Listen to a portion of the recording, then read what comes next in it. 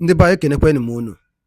Anyị sị ka ọ mara na anyị na mma na eke, anyị sị ka ọ mara anyị mma na orie, anyị sịkwa ka ọ mara anyị mma na afọ, ka ọ makwara na anyị mma na nkwọ, anyị sị ka nke onye chiri ya zerụkwa. Ebe anyị si were otere ya bụ ozi ya n'ụbọchị nke taa bụ Easter News 24. Ya bụ ozi bụ gbasara maka ya bụ ife na-eme na obodo nọ n'ime ya adịnwere ụwa na-azọ n'ala Igbo. Ozi a bụ according to the Biafran activist wetara ya n'iru akwụkwọ n'ụbọchị nke taa. As he quotes, breaking news. Senator Abalibe Enyinnaya dropped a shocking bombshell. Nigeria pays terrorists Boko Haram bandit. Says Taylor will take over Nigeria one day if Nigeria did not wake up. Validate Mazenam Kanu. Condemn injustice against the Biafran. Hear the news in details. My brother, pay attention to this clip. It's very important. One night workable on the Kuchitalaye no Buddha. That shake the whole world, even the US, EU, everybody was in shock. So Tontina Yabozi, Ojimakia with Benny Rakuko, and Tosakwaya Bozi. Over to you, sir. Those of us who are above 60 find it difficult to use these electronic devices, but we are being forced to do it because that is the trend of today. Let me begin by welcoming everyone that is here for this very important discourse, the 5th edition of the Frontier Annual Public Lecture Series. Pace-setter Frontier Magazine, I want to commend you. And for your steadfastness, because you have been putting forward this discourse year after year. This is the 5th edition, and it still remains an innovative venture, offering us a platform for an in-depth review of the state of our nation, with a view offering recommendations on how to navigate through the many challenges of this nation. So I want to recognize all the distinguished personalities here, my friend Sajo and Moni Dafe. You know, we haven't seen for some time, but I'm glad to see you here today. I want to also recognize those who have and who are coming here to make their views known. The theme reflects a conscious effort, thank you,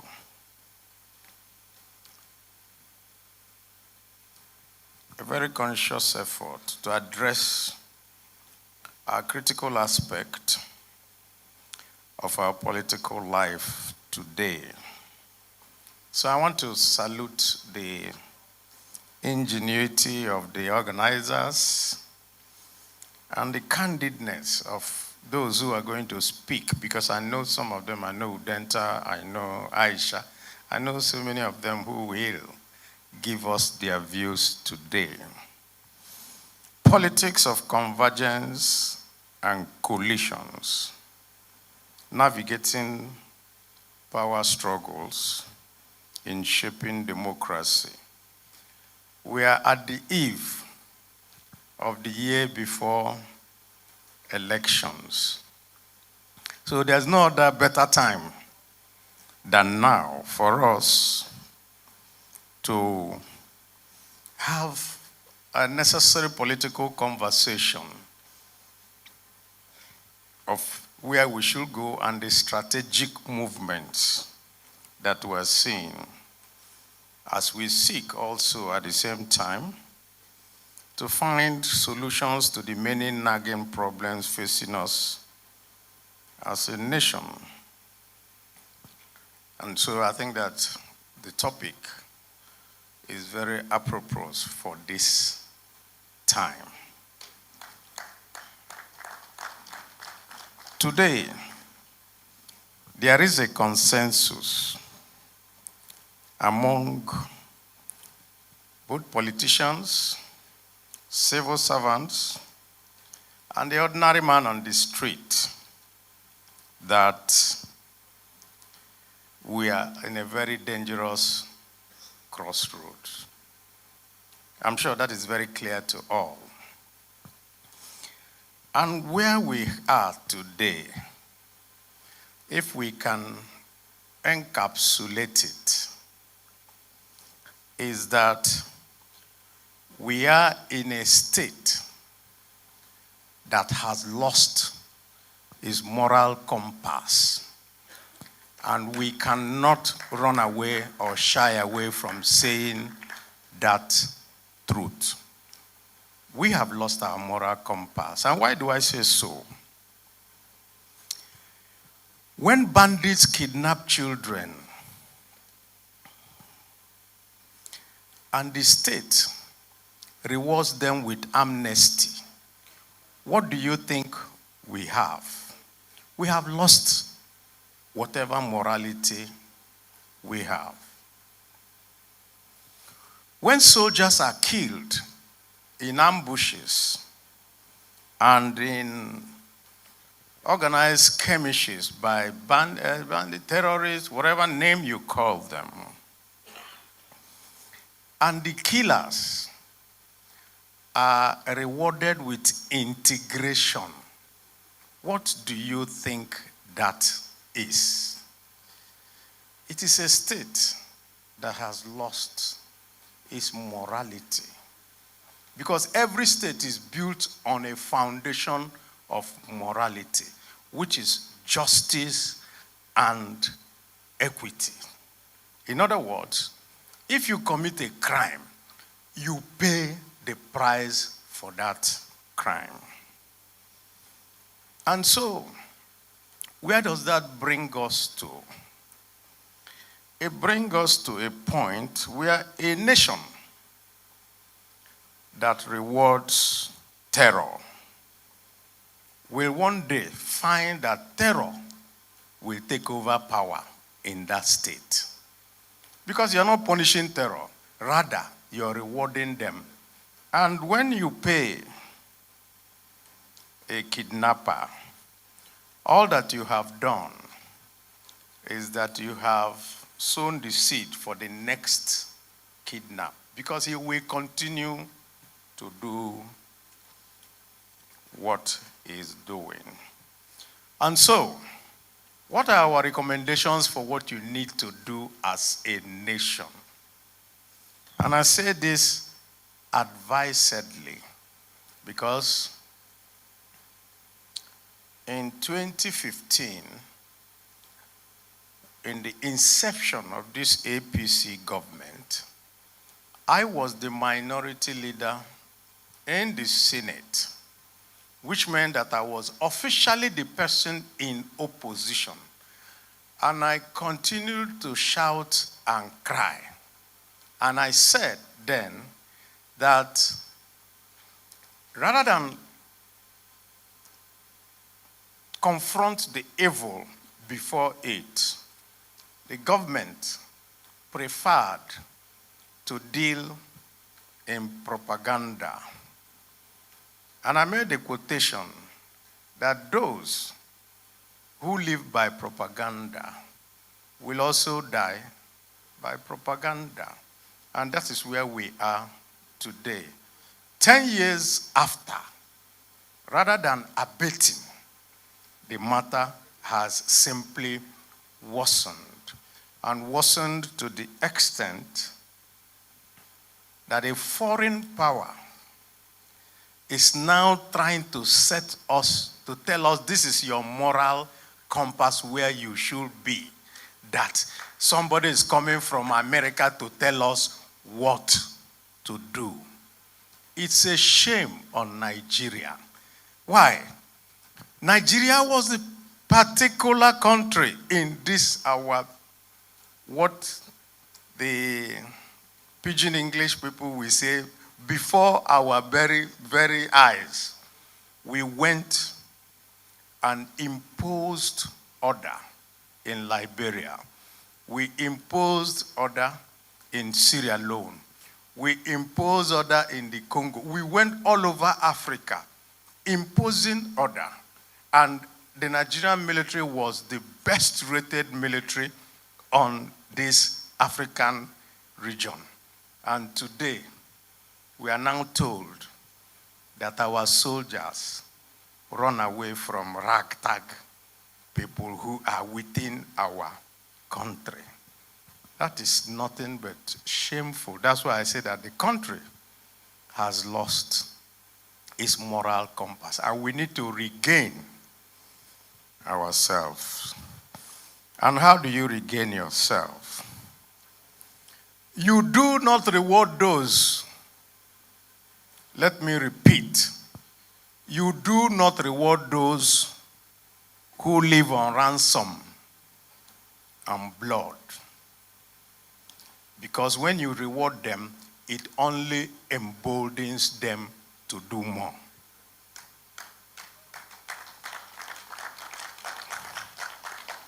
I think there was a particular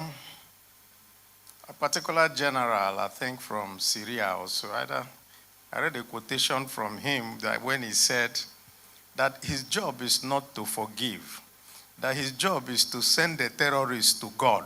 Let God forgive the person when he has sent him there. That is what we ought to do in Nigeria. A terrorist and a criminal ought to be sent to go and look for solace somewhere else, not within our polity.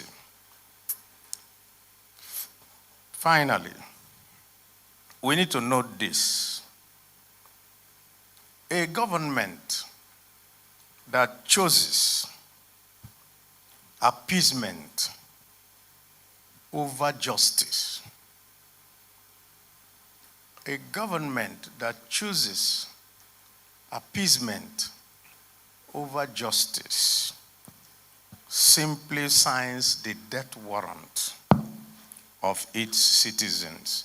Because what happens is that that person that you are appeasing will see you as weak and will continue to perpetuate more evil so that you will be appeasing them, and there comes the time when there will be no more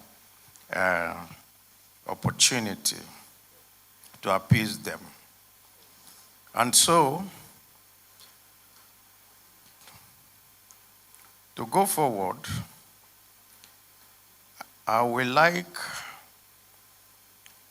as I see all the array of people who are going to speak today, to leave the details of all the things we are going to discuss to both the keynote speaker and the other.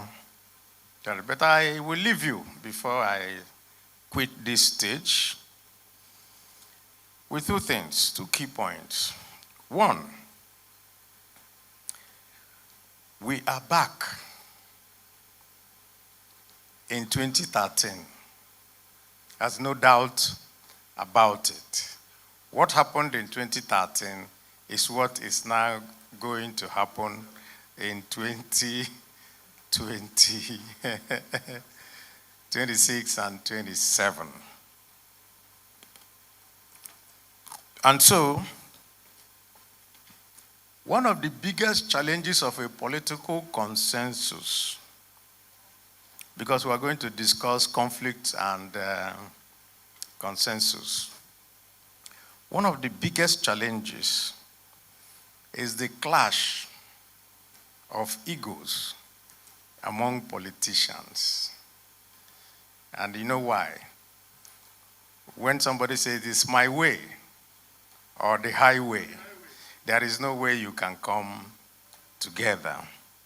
So what we are doing at the moment, or what we can propound at the moment, is that at that moment in 2013, what happened within the opposition succeeded because they converged behind one person and buried all the other egos so that there can be a consensus on the way forward. And for those who are trying to come together today, they need to be very mindful of the lessons of history, of what happened in 2013. Secondly, before I close, 2013 led to the defeat of an incumbent government in 2015. But what now happened? The essence of why people venture into politics should be to selflessly serve people and the country. By 2015, and by the time that government got into power, instead of serving the people, instead of serving the country, everybody now endorsed in saying, let me take my own or my share. And rather than buckle down and deal with the myriad problems of the country, the particular government engaged in blame shifting. It is the previous government of Jonathan. That's what happened throughout from 2015 to the end of the Buhari regime. And what are we seeing today? What we're seeing today is also an APC government of President Bola Ahmed Tinubu going ahead to blame the APC government of Buhari of the problems of today. And we say, no more blame game. Buckle down and do the work for which you are elected. And you're elected to make life easy for your people. You're elected to make life very, very good for your citizens. You're not elected to buy yourself another jet, do all the thing, because for any man like me, above 70, there is nothing you give me today that will mean anything to me, because my time on earth has also gone a very long way, and it's very, very short. What is it? Because I find myself today when I'm at home, and my wife is always complaining. We put a lot of meat, you don't eat, you eat only one. I said, you see, it is the fact that we have gotten to the age where we no longer are gluttonous for anything. And that should be what it should be in your lifestyle as a leader of a poor country like Nigeria. And I emphasize poor country. Because a country of 200 and something million people with a gross domestic product of below $20 billion, that is absolutely nothing. When you have a country like Norway with less than 5 million people and more than $1 trillion, so when you compare, you see that there is no comparison at all in terms of wealth. And so, what we ought to do is to do the right thing and develop a very clear, pragmatic, and visionary solution to all the problems that are besetting Nigeria today. So I'm really excited, and I look forward to hearing from and learning as a student of learning. I'm glad to see Father Luoma here. I only see you on video, all the videos you post. I'm glad that I'm going to listen live to you today. And my very good friend, Udenta, that one, you can always at any time be sure that he is going to make life very, very lively here today. So I wish you all a very successful event. And edaluli ne nukunu siwe na n'onum ụbọchị nke taa na Eastern News 24 bụ ebe anyị si were wetara ya bụ nnukwu ozi gbasịta maka ya bụ ife na-emenụ ka efi were ikwu gbasịta maka ya bụ ife ndị anyị wetara n'ụbọchị nke taa n'iru akwụkwọ. ka emesịa.